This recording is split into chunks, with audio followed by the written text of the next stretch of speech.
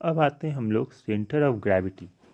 अब centre of gravity क्या होता है, ठीक है। तो आप पहले इसको रीडिंग करते हैं। The centre of gravity of a body is that point through which the entire weight of the body acts, ठीक है। मतलब सेंटर ऑफ ग्रेविटी किसी भी बॉडी का वो पॉइंट होता है जहाँ पर उस बॉडी का सारा वजन केंद्रित होता है, यानी कि सारा वेट उसका उसी पॉइंट पर रहेगा, ठीक है।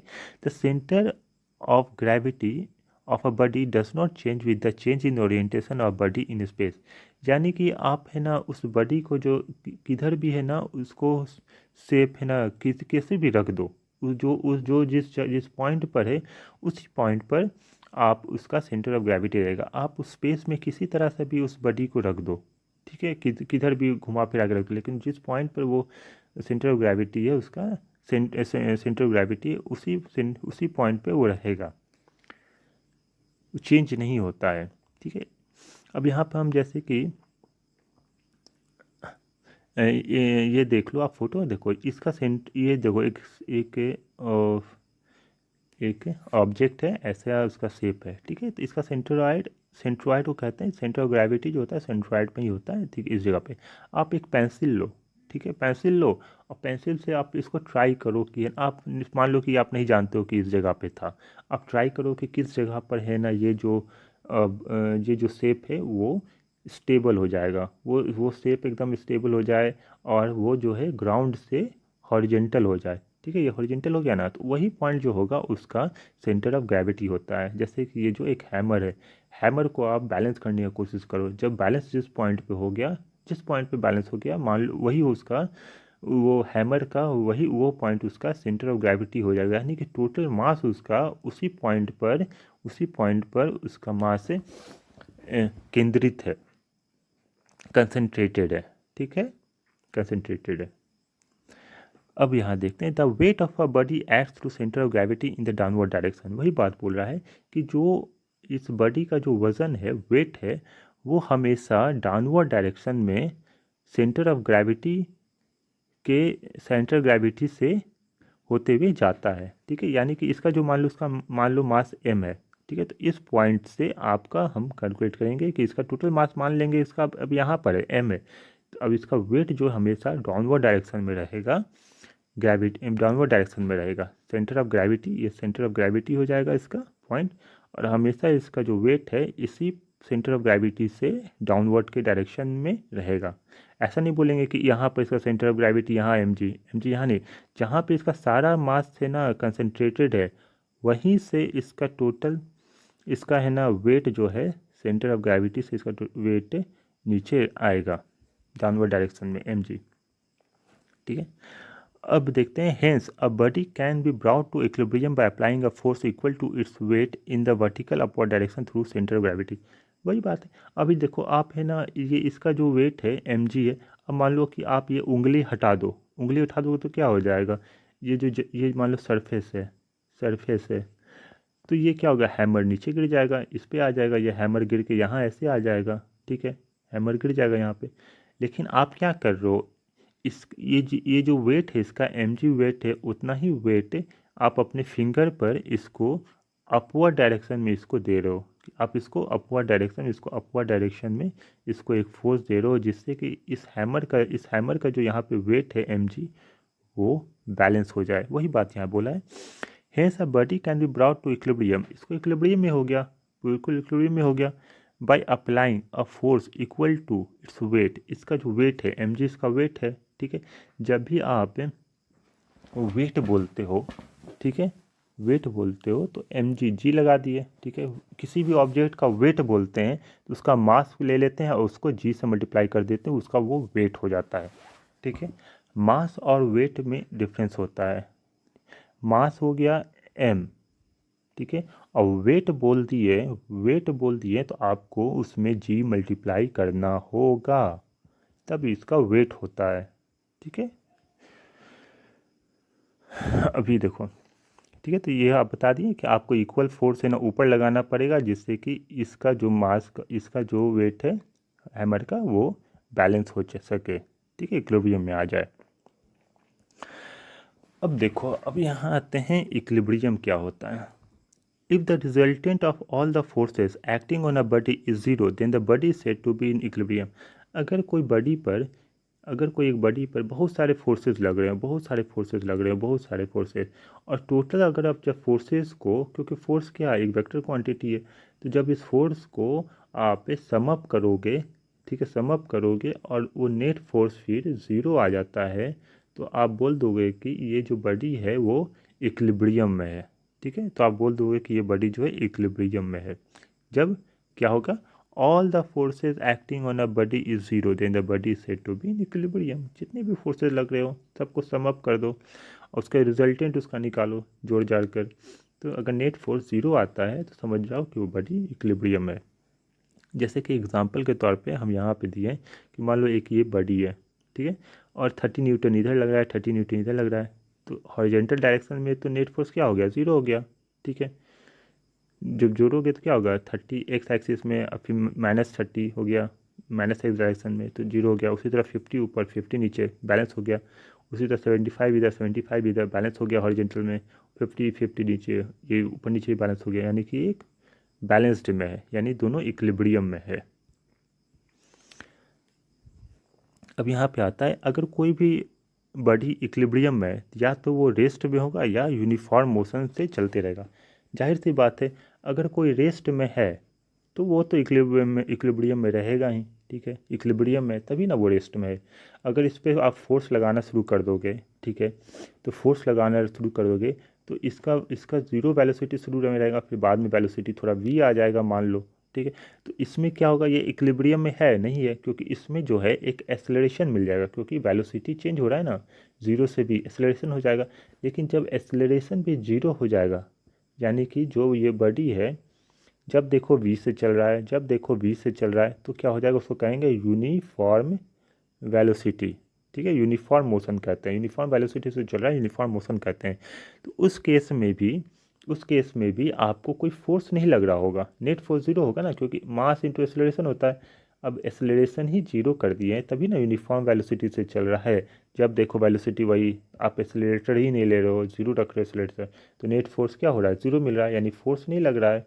जब फोर्स ही नहीं लग रहा है, वही बात था ना कि इक्विलिब्रियम में रहने के लिए क्या चाहिए था, कि आपको all forces acting on a body zero, तो फोर्स ही ज़ीरो है, फोर्स ज़ीरो है तो इक्विलिब्रियम में। इसीलिए कह रहे हैं कि अगर कोई बॉडी रेस्ट में हो या यूनिफॉर्म वेलोसिटी से यूनिफॉर्म मोशन कर रहा है, यूनिफॉर्म मोशन कर रहा है, तो उस केस में जो बॉडी है वो इक्विलिब्रियम में रहेगा। And if it is at rest the equilibrium is static, और अगर वो रेस्ट में है तो उसको कहेंगे स्टैटिक इक्विलिब्रियम में है। और अगर वो स्टैटिक इक्विलिब्रियम है, अगर वो किसी यूनिफॉर्म मोशन से चल रहा है, यानी कि हमेशा उसका वेलोसिटी नहीं चेंज हो रहा है, सेम वेलोसिटी से चल रहा है, तो उसको कहेंगे हम डायनामिक, उसको कहेंगे डायनामिक इक्विलिब्रियम। इक्विलिब्रियम में है, उसका मोशन है, उसमें उसका वेलोसिटी चेंज नहीं हो रहा है, क्योंकि उसमें एक्सेलरेशन जीरो है, तो नेट फोर्स जीरो होगा, मास इंटू एक्सेलरेशन होगा, एक्सेलरेशन जीरो है। इसीलिए जो बॉडी है वो डायनामिक, डायनामिक माने कि वो मोशन है, मोशन में है। ठीक है, डायनामिक इक्विलिब्रियम कहेंगे उसे। ठीक है, अब आते हैं यहाँ पे, static equilibrium is of the following three types. अब स्टैटिक इक्विलिब्रियम के बारे में हम देखना है, डायनामिक इक्विलिब्रियम के बारे में नहीं देखना है, स्टैटिक इक्विलिब्रियम के बारे में। तो देखो, स्टैटिक इक्विलिब्रियम में तीन तरह का इक्विलिब्रियम आता है, stable equilibrium, unstable equilibrium, neutral equilibrium. अब स्टेबल इक्विलिब्रियम क्या होता है, अब इस फोटो को देखो, स्टेबल इक्विलिब्रियम में क्या बोलता है, फोटो देखो और यहाँ पे पहले इसको पढ़ लेते हैं क्या लिखा है।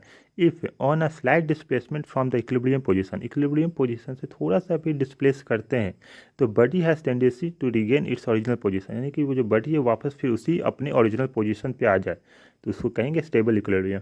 तो इस फोटो को देखो, तो मान लो इस पॉइंट से बॉडी को, नहीं, मान लो कि इस पॉइंट से, ये जो रेड कलर का पॉइंट है ना, इस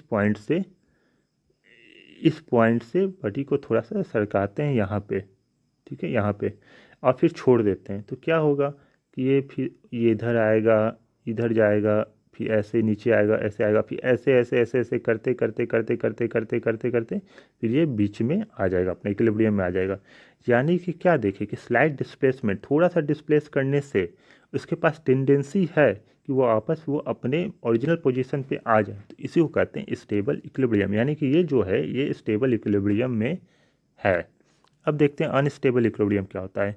if in on a slide displacement from equilibrium position से थोड़ा सा घिसकाते हैं, ठीक है, तो a body moves in the direction of displacement. Body क्या होता है कि जिस तरफ है ना उसको डिस्प्लेस किया उसी डायरेक्शन में वो चलना शुरू कर देता है, और फिर वो वापस and does not regain its original position, और फिर वापस वो अपने जगह पे नहीं आता है, तो ऐसा इक्विलिब्रियम आता है, तो ऐसे इक्विलिब्रियम कहेंगे कि वो अनस्टेबल इक्विलिब्रियम है, ठीक है, अनस्टेबल इक्विलिब्रियम। और इस इक्विलिब्रियम में the centre of gravity of the body is at the highest position, और इस केस में क्या होता है जो सेंटर ऑफ ग्रेविटी है बॉडी का वो सबसे हाईएस्ट पोजीशन पे होता है। अब ये एग्जांपल देखो यहाँ पे अनस्टेबल इक्विलिब्रियम का।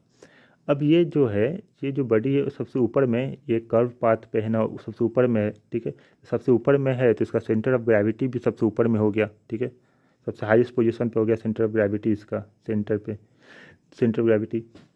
तो अब क्या होगा कि हम इसको मान लो इधर थोड़ा सा डिस्प्लेस करते हैं, जब हम इधर डिस्प्लेस करेंगे तो ये क्या वापस आएगा अपने यहाँ इस जगह पे? नहीं आएगा, ये तो अपना सरक जाएगा इधर पे, ढलान है, ये गिर जाएगा इधर। उसी तरह इधर इधर करेंगे तो ये इधर चला जाएगा, वापस अपने पोजीशन पे नहीं आएगा, रिगेन नहीं करेगा अपनी पोजीशन को। तो ऐसा ऐसा इक्विलिब्रियम वो कहते हैं जो कि अपने वापस अपने पोजीशन पे नहीं आए, जब उसमें थोड़ा सा भी डिस्प्लेस करें तो उसको कहते हैं अनस्टेबल इक्विलिब्रियम। और अनस्टेबल इक्विलिब्रियम में जो सेंटर ऑफ ग्रेविटी होता है, देखो यहाँ सेंटर ऑफ ग्रेविटी सबसे ऊपर में है ना, ठीक है ना, हाईएस्ट पोजीशन पे, ठीक है, हाईएस्ट पोजीशन पे। जब हाईएस्ट पोजीशन पे रहेगा तो वैसा केस में तुम्हारा देखो यहाँ पे सबसे लोएस्ट पोजीशन पे है ना तुम्हारा centre of gravity stable equilibrium में, यहाँ सबसे हाईएस्ट पोजीशन में अनस्टेबल इक्विलिब्रियम पे सेंटर ऑफ ग्रेविटी रहता है, ठीक है। अब देखते हैं न्यूट्रल इक्विलिब्रियम। अब न्यूट्रल इक्विलिब्रियम में क्या होता है, if on a slide displacement from equilibrium position. अब इक्विलिब्रियम पोजीशन से थोड़ा सा घिसकाते हैं तो body has no tendency to come back to its original position और to move in the direction of displacement. मतलब कि हम उस बॉडी को है ना, इस बॉडी को थोड़ा सा डिस्प्लेस करने के बाद वो ना है ना उसको कोई टेंडेंसी है कि वो अपने वापस उसी पोजीशन पे आए, ठीक है, और ना टेंडेंसी है कि वो अब आगे बढ़े उसको, ठीक है, उसको कोई टेंडेंसी नहीं है। तो देखो ये देखो न्यूट्रल इक्विलिब्रियम का, तो इसमें क्या है कि ये तुम्हारा बॉडी है, ठीक है, और ये एक हॉरिजॉन्टल सरफेस पे रखा हुआ है। सबका सेंटर ऑफ ग्रेविटी देखो, सबका सेंटर ऑफ ग्रेविटी का है ना एक ही लाइन पर है, ठीक है, एक ही लाइन पे, ठीक है, सेम हाइट पर है। तब आप इसको है ना यहाँ से थोड़ा सा डिस्प्लेस करते हो, थोड़ा सा आगे डिस्प्लेस करते हो तो ये बॉडी क्या होगा, ये फिर वो वापस आने का टेंडेंसी नहीं रखेगा, और इसको कोई मन भी नहीं करेगा कि ठीक है अब हम इधर थोड़ा सा घसका दिए तो अब हम आगे चलते ही रहेंगे, ऐसा कोई टेंडेंसी नहीं है। तो ऐसा केस में कहते हैं कि ऐसा इक्विलिब्रियम को कहते हैं न्यूट्रल इक्विलिब्रियम, ठीक है, उसको कहते हैं न्यूट्रल इक्विलिब्रियम। अब देखो, अब ये यहाँ पे वही है कंडीशन फॉर स्टेबल इक्विलिब्रियम, ठीक है, कंडीशन फॉर स्टेबल इक्विलिब्रियम, यानी कि इसका है ना कंडीशन देखा गया। इस देखो कंडीशन ऑफ स्टेबल इक्विलिब्रियम, तो स्टेबल इक्विलिब्रियम में क्या चाहिए, जो ये सेंटर ऑफ ग्रेविटी है वो सबसे क्या है, सेंटर ऑफ ग्रेविटी सबसे नीचे है, सबसे नीचे है ना सेंटर ऑफ ग्रेविटी। देखो the condition for stable equilibrium of a body, the following two conditions should be fulfilled. The center of gravity of the body should be at the minimum height. Minimum height पे होना चाहिए। देखो पीछे देखें, यहाँ पे देखो मिनिमम हाइट पे है, यहाँ पे मिनिमम हाइट पे है ना, सबसे नीचे ये ऊपर है, सबसे नीचे में है, सरफेस के सबसे नीचे में मिनिमम हाइट पे है, ठीक है। और यहाँ पे दूसरा क्या है, मिनिमम हाइट पे होना चाहिए स्टेबल इक्विलिब्रियम के लिए। दूसरा है the vertical line passing through the centre of gravity of the body should pass through the base of the body, ठीक है, the vertical line passing through the centre of gravity of the body should pass through the base of the body, ठीक है। आप यहाँ देख लो कि देखो यहाँ पे सेंटर ऑफ ग्रेविटी इसका है, इसका बेस यही है ना, बेस से है ना ये पास कर रहा है यहाँ पे, ठीक है।